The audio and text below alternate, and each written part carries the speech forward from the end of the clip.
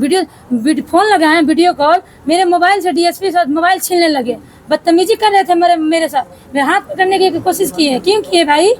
इतना हिम्मत है? गुंडागर्दी दिखाएंगे? जो लड़का देश के लिए और अपने समाज के लिए, लोगों के लिए, ऊंच नीच जाति के लिए खुद मरता रहता था, काम करता रहता था, उसको खुलेआम गोली मार दिया जाता है। सम्राट की सरकार ने उसको एकदम जान से मार दिया।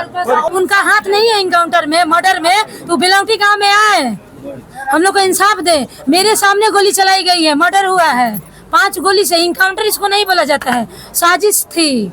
पुलिस का है, चाहे सीएम का साजिश था, उनको मारना है। सीएम डीएम का वो लोग, भरत तिवारी के पास कुछ लोग सब वीडियो, काला चिट्ठा वीडियो था, इसलिए उनको मरवाया गया है। वो तो खुद गुंडा है। पहले गुंडा को सीएम पद पे बैठाया गया है। उसको नहीं इंसाफ मिलेगा तो उसको सीएम पद से हटाया जाए। सीएम बन क्या है वो? नमस्कार, मैं संतोष सिंह। यह भरत के गांव जाने का रास्ता है। आज पूरे दिन उसके गांव में पहुंचने को लेकर एक ही रास्ता है। 30 किलोमीटर लंबा जाम लगा हुआ है। अभी जो 8 बजे उसके गांव के 1 किलोमीटर की दूरी के पहले पहुंचा था, उसकी गाड़ी वहीं खड़ी है। इस तरीके का जाम है। इस तरीके से हजारों हजार की संख्या में लोग वहां पहुंचे हैं। लोगों में गुस्सा है। लोग इस न्यायिक जांच को खारिज कर रहे हैं। वैसे भी सम्राट चौधरी के ट्वीट किए हुए 24 घंटे से अधिक समय हो गए, लेकिन न्यायिक जांच की अभी तक आधिकारिक अधिसूचना जारी नहीं हुई है। ये पहली बार ऐसा हम देख रहे हैं कि सरकार घोषणा करे और उस घोषणा के अमल होने में 24 घंटे का समय बीत जाए। ये मैंने कभी नहीं देखा है। जो खबर है कि जज, इनको रिटायर्ड जज नहीं मिल रहा है जो मनुकुल इनके साथ समन्वय बना सके। सम्राट भाई को हम शुरू से कहते थे, भाई इस चक्कर में मत पड़ो, बर्बाद हो जाओगे भाई, कहीं न कहीं से फंसा देगा। ये जो पिंडदान देने वाला जो भाषण है ना, तेरा गले के फांस बनेगा। ये बात तय माना। आज सुप्रीम कोर्ट का भी कई वकील यूपी का पहुंचा हुआ था वहां भरत के गांव, और वो लोग भी सुप्रीम कोर्ट में याचिका दायर करने का मन बना लिए। कहाँ कहाँ बचाइएगा, कहाँ कहाँ बचोगे भाई? कितनों सरकार में मजबूत है। सरकार जो चाह रही है वो जुडिशियरी भी करती हुई दिख रही है, ऐसा लोग मान भी रहे हैं। लेकिन कहाँ तक, किस हद तक? आज तो सुबह हम वही देख रहे थे कि कहीं बिहार से इनकाउंटर की खबर आ रही है कि नहीं। सारा पुलिस चुप है। अभी तक न्यायिक जांच को लेकर पुलिस के अंदर ही इस बात को लेकर असहजता है कि भाई हम ही लोग आदेश दिए। कौन आदमी वहाँ एसटीएफ कैसे पहुंच गया? आज तो सवाल उठने लगा कि भाई एसटीएफ कैसे पहुंच गया वहाँ? आतंकवादी था क्या, कि नक्सली था, क्या था कि एसटीएफ को बुलाना पड़ गया वहाँ? एसटीएफ बताए, वहाँ के डीएसपी राजेश शर्मा से मेरा को लगता है कि 25 साल से मेरा रिश्ता है। मुझे तो मालूम ही नहीं था कि राजेश शर्मा वहाँ डीएसपी, और हमें नहीं लगता है कि वो विवेकहीन पदाधिकारी है। जब तक हम देखें हैं, समझदार पढ़ा लिखा सब इंस्पेक्टर के रूप में, 94 बैच के इंस्पेक्टर के रूप में हम देखा है। बहुत ही सलीके से बात करना, बहुत ही व्यवहार कुशल, कानून का पालन करना, सब कुछ हमने देखा है। अब डीएसपी सकरा में डीएसपी थे, वहाँ सकड़े में शायद डीएसपी थे कि साहेबगंज में, कहाँ, मुजफ्फरपुर में डीएसपी में प्रमोशन होने के बाद, तब हमारी आखिरी बातचीत। जगदीशपुर का पोस्टिंग हुई मुझे नहीं मालूम है। लेकिन जिस तरीके का सिचुएशन है, साफ दिख सकता है कि भाई सब कुछ पटना से हुआ है। आरा की पुलिस इस मूड में नहीं थी। ये खबर अब आने लगी है। वहाँ बेवकूफ़ थाना प्रभारी जिसको टैकल करने नहीं आया, और उस थाना प्रभारी का इतिहास अगर जान लीजिए तो ये बक्सर में थाना प्रभारी था। यहाँ कितने निर्दोष लोगों को ये कट्टा सटा के और अफीम सटा के जेल भेजे हुए हैं। ये वर्दी में अपराधी है थाना प्रभारी। अब सब कुछ पता चला, एक वर्दी में अपराधी है। वो अपने घर पर पिस्टल लेके कुछ बैठा हुआ था। गया था काहे ले? क्यों गया था? कोई कंप्लेन किया था कि कोई शिकायत किया था? और आज एक वीडियो वायरल हुआ है जहां पुलिस के साथ में उसका पिता देखिए कि वर्दी का कितना सम्मान कर रहा है। बेटा एक सब इंस्पेक्टर का कॉलर पकड़ लिया तो बाप अपने बेटे को पीट रहा है, बाप, क्योंकि उसे वर्दी, खुद वर्दी में रहा है, उस भरत के जीन में वर्दी है, आप समझ लीजिए। और वर्दी का सम्मान करना पूरा परिवार जानता है। लेकिन ये इसकी क्या लड़ाई थी? भ्रष्टाचार, इसकी क्या लड़ाई था? गरीबों को के साथ जो है सो न्याय हो, ये अपनी लड़ाई थोड़ी लड़ रहा था, ये कोनो ब्राह्मणों का लड़ाई लड़ रहा था क्या? जरा इस वीडियो को जरा गौर से देखिए इस वीडियो को, देख ही रहे हैं इस वीडियो की क्या है?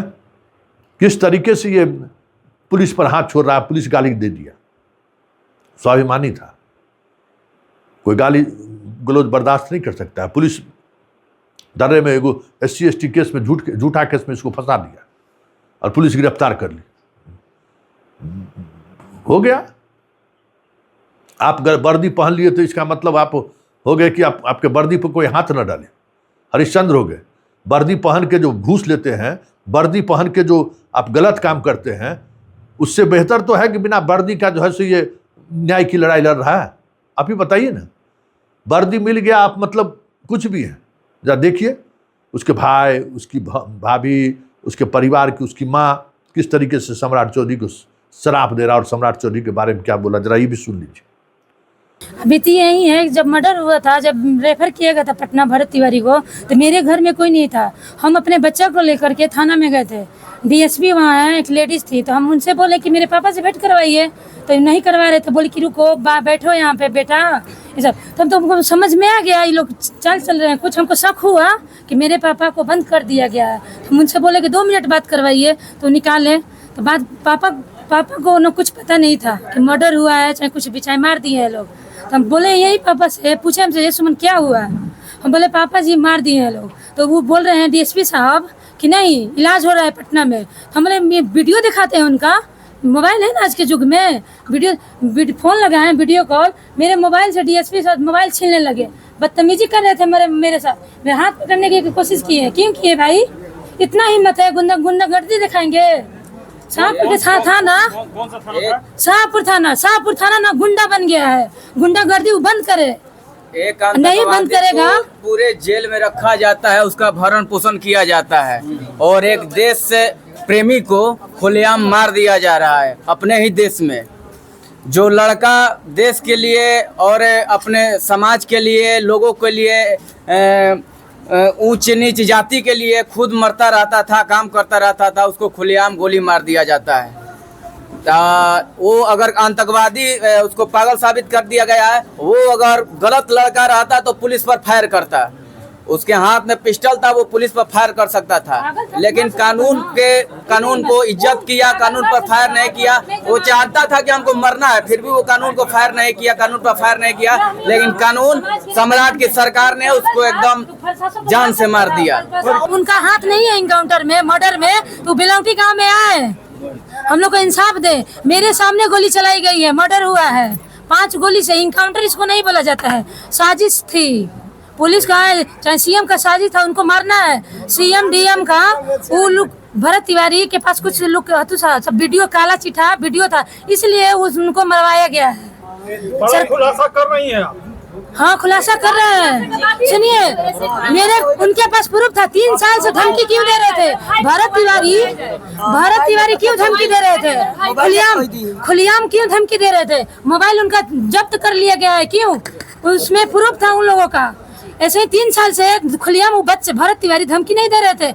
उन लोगों का काला चिट्ठा उसके मोबाइल, उस मोबाइल में था। काला चिट्ठा नहीं तो फिर गोली क्यों मारा गया है? उसी के चलते खलबली मच गया था, इसीलिए वो मारा गया है। मारा इनकाउंटर करना चाहिए था। हम मानते हैं गलत है, भरत तिवारी बंदूक था तो गलत। जब हथियार अपना हाथों काट दे दिए, गोली क्यों मारा गया? जब पागल था तो गोली क्यों मारा गया? इलाज नहीं। इसका जवाब हमको चाहिए CM से, नहीं तो CM बनने लायक तो वो तो खुद गुंडा है। पहले गुंडा को CM पद पे बैठाया गया है, उसको नहीं इंसाफ मिलेगा तो उसको CM पद से हटाया जाए। CM बन क्या है वो? सबका ये इसीलिए सेम बना है, सबका एनकाउंटर करवाते चलेगा। बहन मानते हैं ना, बहन मानते हैं, भगना नहीं, ये सब बहन है ना हम लोग। इतना तो उनको कहाँ है, अभी तक क्यों नहीं है? 4 दिन हो गया ना, कहाँ है? कोई जवाब नहीं है। सुन लिए ना, ये स्थिति है, इस तरीके का आक्रोश। हजारों प्रत्यक्षदर्शी है, पुलिस जिस तरीके से उसको दिन दहाड़े मारा है, हजारों प्रत्यक्षदर्शी। बुरी तरह से सम्राट भाई आप फंस गए हैं। और जितना ही पिंडदान वगैरह, देखिए ज़्यादा बोलना नहीं चाहिए, बरबोलापन जो है ना बहुत नुकसान पहुंचाता है। आपका जितना भाषण है ना, पिंडदान कर दो, ये कर दो, वो कर दो, वो सब अगर उस पर एक बार किसी कोर्ट ने संज्ञान ले लिया ना, पसीना छूट जाएगा। आप कमजोर पड़ गए ना जी। सब कहानी हमको पता है कि क्या कल क्या हुआ है सीएम हाउस में, पड़ गए कमजोर।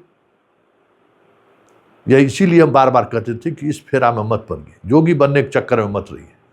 आपका अपना काम करने का अपना मॉडल बनाइए ना जी, डेवलपमेंट का मॉडल हो या जो भी हो, अपने तरीके से काम कीजिए। स्वास्थ्य और शिक्षा 2 विषय पर आप जोर दे रहे थे, इसी 2 विषय को आप ठीक कर देते तो आप जब तक रहते तब तक बिहार के मुख्यमंत्री रहते। तो अब चले गए ऐसे विषय में ठीक करने के लिए जो आपका डोमेन ही नहीं है, जिसकी समझदारी आपको नहीं है, जहाँ सब घाघे आदमी सब बैठा हुआ है, कहीं भी लंगड़ी मार देगा। क्या सोचते हैं? इस एक घटना ने आपको आईएएस और आईपीएस लॉबी का जो है, सोचते हैं गोदी में खिलाएगा अब आपको, हर फैसले पर अरंगा लगाएगा और आप कुछ नहीं कर सकते। हम इसलिए कहते थे कि आप लालू नहीं है और ना ही आप नीतीश है। लालू के पास बिहार का बड़ा जनमत था, नीतीश के पास ब्रेन था कि कैसे हम ब्यूरोक्रेसी को चला सकते हैं। लालू का काम डर से होता था, नीतीश कुमार का काम स्किल से होता था। और आप में दोनों में से कोई चीज़ नहीं है। आप तीसरी चीज़ें आपको लेकर आगे बढ़ने चाहिए, लेकिन आप तो निकल पड़े। तब चलिए, तैयार रहिए फेस होने के लिए। सारे बातें, बड़ी बड़ी बातें एकदम जो करते रहे थे, अब वही लोग उसी मुख्यमंत्री आवास में जो अधिकारियों की टीम है वो अब आपको चराएगा। कुछ नहीं कर पाइएगा, फंस गए आप बुरी तरह से।